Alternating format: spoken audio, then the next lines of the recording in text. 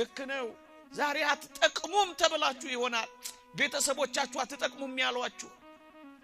እጮኞቻችሁ አትጠቅሚም ብለው የተዋችሁ አንተማ ለሥራ አታስፈልግም አትጠቅምም ተብለ የተቀነስክ የተባረርክ ለምንድነው አልጠቅምም ብለ ለራስ ደግሞ የነገርከው ወጣቶች ዛሬ በሚሆነው ነገር ሥራ አጣችሁ ሊሆን ይችላል ትምህርት አልሳካ ብሎ ተዘግቶ ሊሆን ይችላል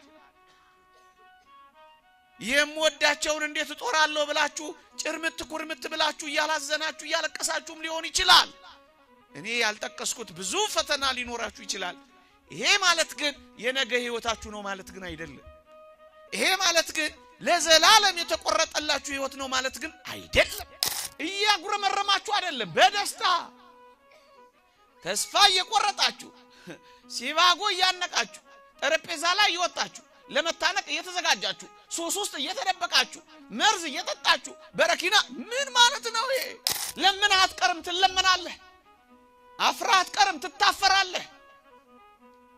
ስምስ አይጠራ ቀርቶ አያውቅም ስም ዝነኛ ይሆናል ይጠራልሃል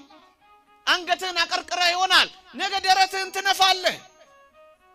ከሩቅ የምትፈልግ ትሆናለህ ለምንድነው ራስን የምትንቀው ይልቁንም በጣም በታናናሾች አድሮ ነው ታላላቅ ሥራ እግዚአብሔር የሚሰራው አፈርን ተመልከቱት ምን ብርቱ ነው